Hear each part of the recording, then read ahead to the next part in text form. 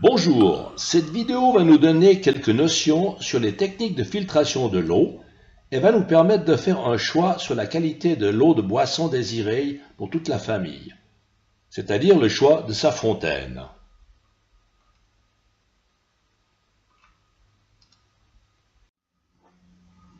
L'unité de mesure est le micron. 1 mm égale 1000 microns. Plus la maille d'un filtre est petite, plus la filtration est fine. Exemple, un filtre à 5 microns filtre plus fin qu'un à 60 microns. Plus la filtration est fine et plus la capacité de filtration est petite. Les éléments contenus dans l'eau ont des tailles différentes.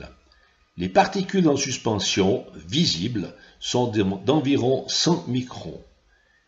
Les micropolluants, exemple sable fin, de 50 microns, puis les plus fines, invisibles, elles, sont les sels minéraux et ont 0,00001 microns, donc il faut mettre 4 zéros après la virgule.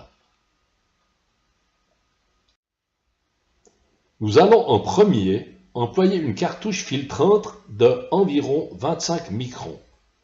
Cette filtration mécanique va laisser passer les sels minéraux ainsi que les bactéries, beaucoup trop fines. Les micropolluants de plus de 25 microns vont être retenus. L'eau potable, le reste. Une microfiltration membranaire ou par fibre creuse de 0,1 à 0,2 microns ne va pas retenir les sels minéraux trop fins. Mais les bactéries sont stoppées ainsi que les particules plus épaisses qui pourraient être contenues dans l'eau. L'eau est stérilisée. Les passages de l'eau à travers des charbons actifs n'ont pas d'effet filtrant mécanique. Les goûts et odeurs, ainsi que certains produits chimiques indésirables, sont retenus par adsorption. L'eau ne subit aucun phénomène chimique.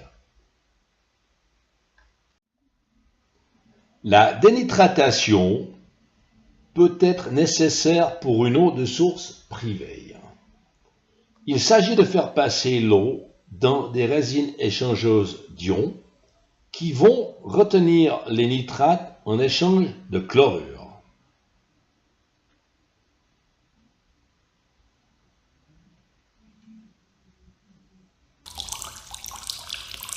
La potabilité de l'eau dépend de la quantité de l'échange. Une eau de réseau ne nécessite pas ce traitement.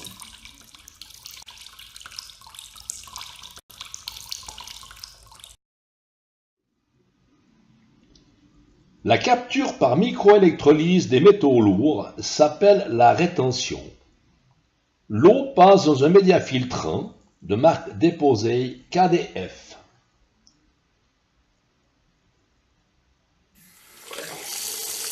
Une eau de réseau ne nécessite pas ce traitement.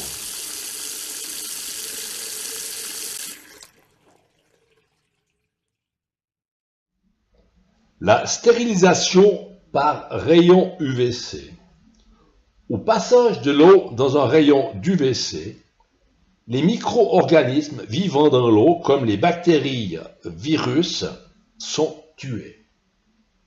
Le passage de l'eau dans un générateur d'UVC n'a aucun autre effet filtrant. À noter que l'effet n'est pas rémanent. L'eau est stérilisée.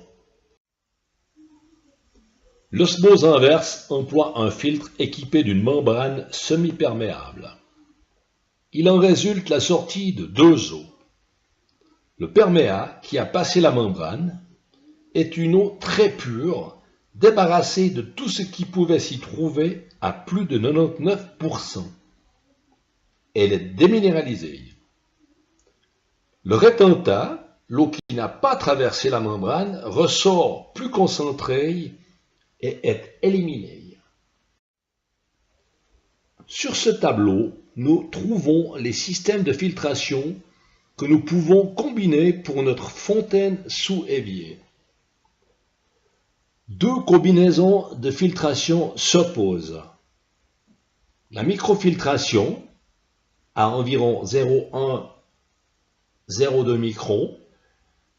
L'eau est stérile, mais les minéraux sont préservés. À noter que cette eau reste calcaire, donc intartrante pour votre cafetière, bouilloire à eau, etc.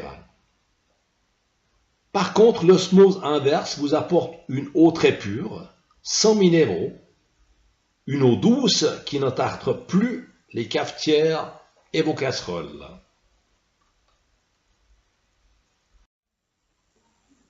Je vous remercie pour votre attention et vous donne rendez-vous sur le site aurobinet.ch pour le choix de votre fontaine.